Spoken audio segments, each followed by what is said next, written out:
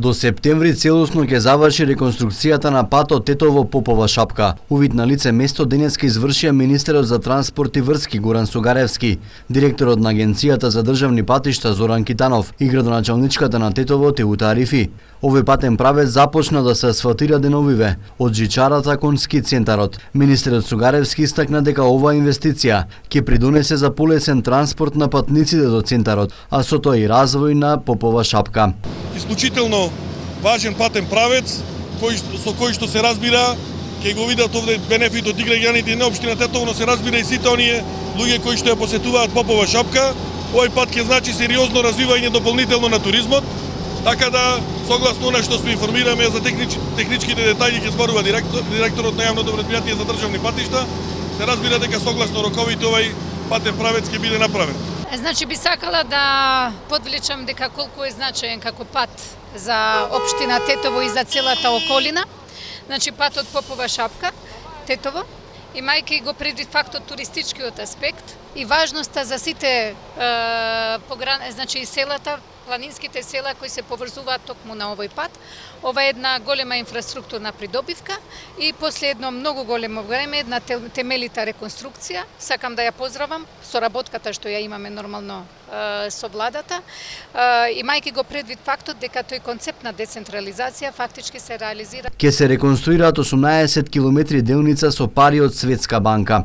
Од Агенцијата за државни патишта најавија и новини за автопатот Тетово-Гостивар и за други патни правци во Тетовскиот регион. И овој пат Тетово-Попова Шапка е еден од 12 патишта ставен преку проект на Светска банка по Јелофидик да се гради и да се рехабилитира, и драго ми е што еве отпочна, имате реномирана компанија која што иако беше начелно до нова година да заврши, јас ви гарантирам дека до крајот на септември ова ќе биде завршено. Ова делница е со 18 км должина, 18,2, ширина на колозната трака е 6 метри и износот е 2,3 милиона евра. Но овде не застануваме. Веќе во тека проектирањето и очекувам во септември да отпочне рехабилитацијата на регионалниот пат Карпалак-Желино, и тој исто така е во должина од 16 км.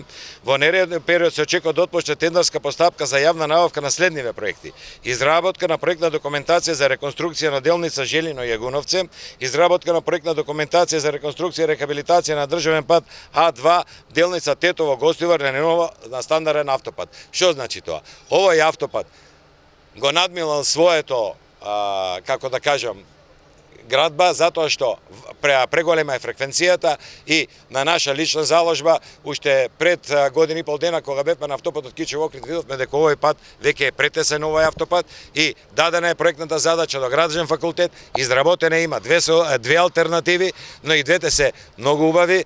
Значи автопатот да биде на ниво на стандарден автопат. Во меѓувреме тоа што некој заборавил и само коридорот 10 го ставил да биде со електронски картички, со електронска наплата на батерините, ние го воведовме и отпочнате тендерот и на коридор 8 сите овие патари да бидат реконструирани, да бидат со електронски начин на плаќање.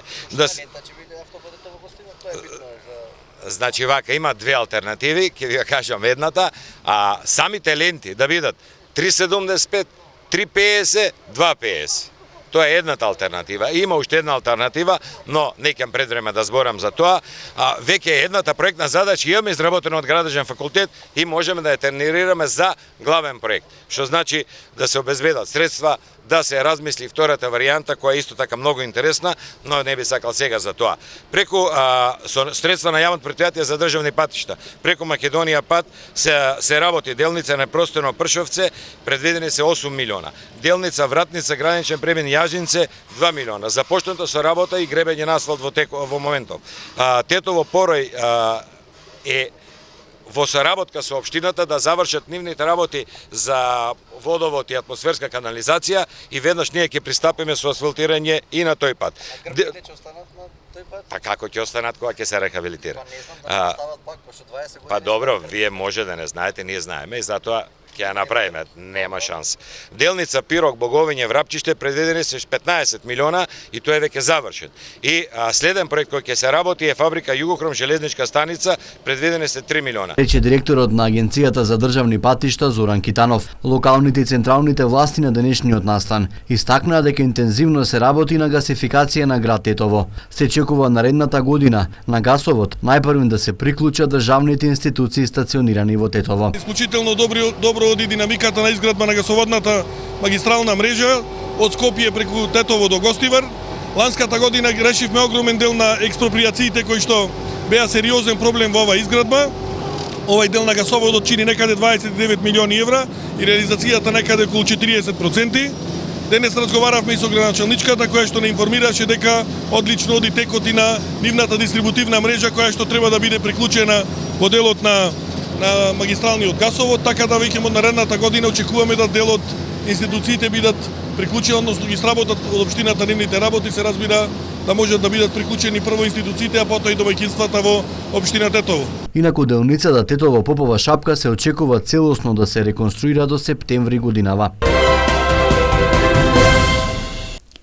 Манифестацијата Културно лето Гостивар 2019 и годинава ќе се одржи под мотото Добре дојдовте иселеници, бидејќи се совпаѓа со престојот на иселениците во родниот крај.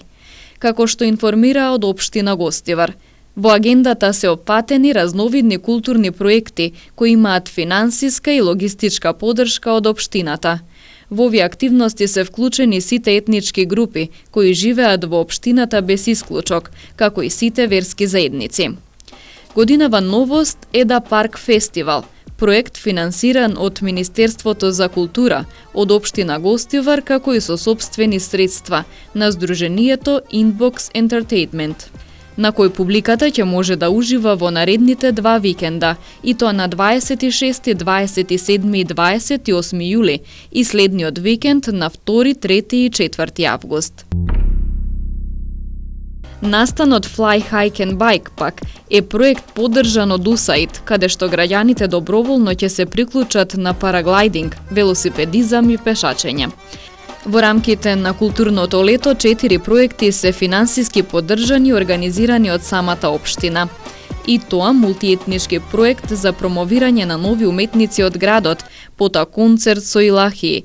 Ќе има и стендап комедија со Хасим Мемиши Сопи, како и манифестација посветена на Илинден. Во рамките на активностите и проектот Сдруженијето Заедно можеме, насловен Спортот не обединува, каде учесници ќе бидат лица со посебни потреби, како и научна конференција на тема етнокултурата во Гостиварскиот крај. Поради различни основи, полицијата привела 5 лица. Двајца 22 годишници од Гостивар биле приведени ноќеска околу 1 часот и 20 минути, поради тоа што во спортската сала Младост во Гостивар физички ги нападнале 25 годишник и неговиот 20 годишен другар од село Чајле.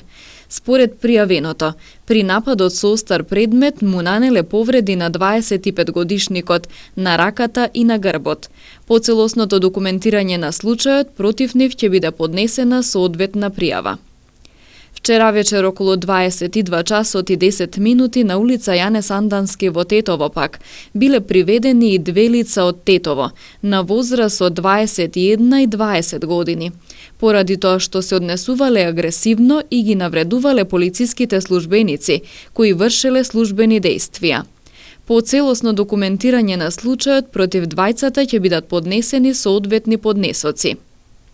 Поради тоа што се однесувал агресивно и ги навредувал полициските службеници кои вршеле службени дејствија, ноќеска околу 1 часот и 20 минути, на улица Браќа Џиновски во Гостивар полициски службеници привеле 18 годишник од Гостиварско Чегране. По целосното документирање на случајот, против него ќе биде поднесен соодветен поднесок. Во полицискиот билтен на СВР Тетово информација за сообраќајна незгода, случајна на локалниот пат Тетово-Фалише вчера вечер околу 22 часот и 45 минути. Во неа патничко возило Fiat Punto со тетовски регистерски таблици, управувано од 59 годишник од Тетовска Стримница, загубило контрола, излетало од коловоз и удрило во зид. Возачот кој бил сам во возилото се здобил со тешки телесни повреди и бил пренесен во Тетовската клиничка болница. Извршен бил увид, информираат од СВР Тетово. Во поширокиот Полошки регион во полн ек е сезоната на свадбени и други семејни свечености, кои покрај другото се карактеризираат и со вечерно приредување на огномети. Секторот за внатрешни работи Тетово, со апел до организаторите на ваквите свечености, огнометите претходно да се пријавуваат во полициските станици или оделенија и задолжително да ги спроведуваат пропишаните мерки за безбедност. При пријавувањето на огнометите потребно е да се наведе времето, местото и бројот на пиротехничките средства, што се планира да се употребат. Секторот за внатрешни работи Тетово укажува на неопходноста од навремено и целосно спроведување на мерките за безбедност, за да се избегнат несаканите појави и да не се доведува во прашање животот и имотот на присутните на овие свечености. Секторот за внатрешни работи Тетово веќе ги засили контролните активности кои се однесуваат на свадбените свечености и приредувањето огномети и законски ќе ги санкционира сите прекршоци од оваа област.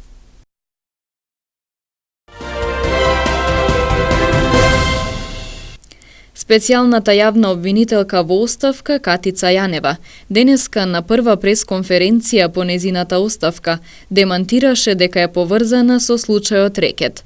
Таа рече и било чест да биде дел од тимот кој се бори со највисокиот криминал во државата. Најодговорно тврдам дека ниту свесно, ниту несвесно, ниту со сторување или несторување не сум ја злоупотребила должноста која во моментов се уште ја извршувам. Јавно ги охрабрувам правосудните органи до крај да ги расчистат сите околности за конкретниот случај. Да, точно е дека јас, како и многу други лица кои во моментов се на различни државни функции, се познаваме со лицето Бојан Јовановски. Никогаш не сум криела дека мојот син работи во 1ТВ и дека заради описот на неговото работно место е на дневна основа и комуницира со лицето.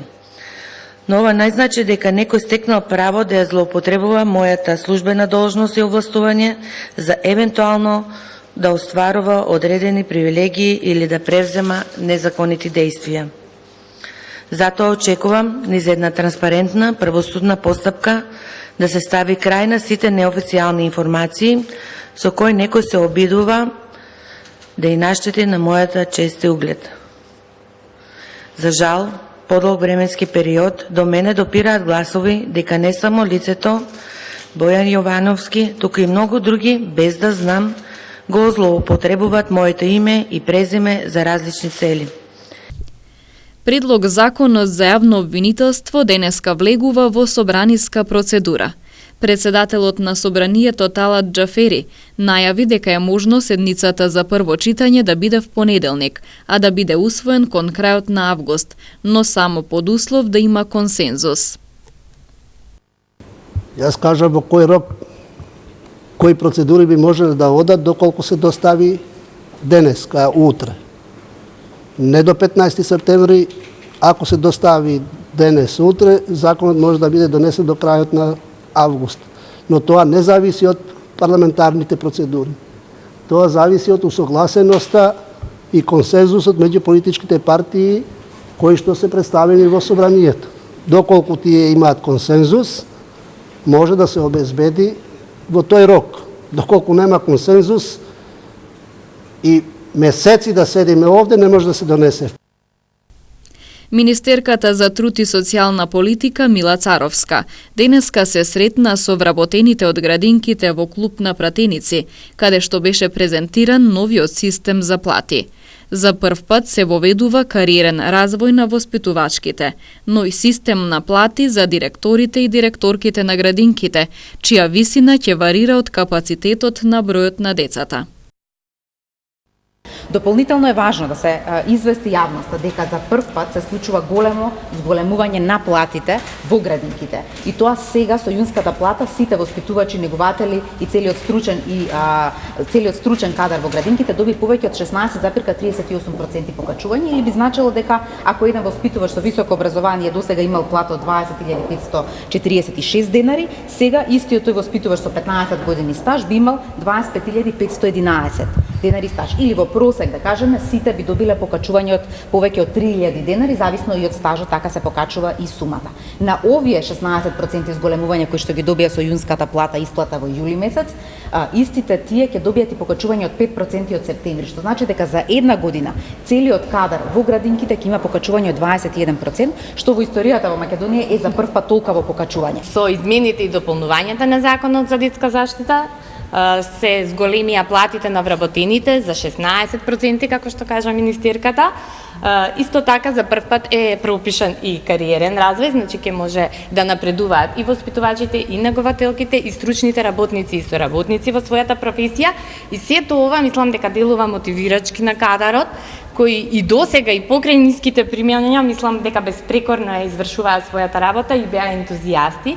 Меѓутоа е ова мотив плюс да дадат се од себе, бидејќи ова е професија која пред се бара љубов кон децата.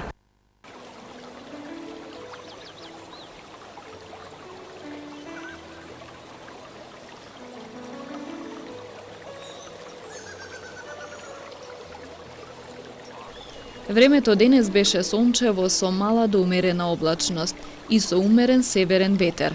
Температурите се движеа во интервал од 18 до 32 степени Целзиусови. Вредноста на УВ индексот изнесуваше 9.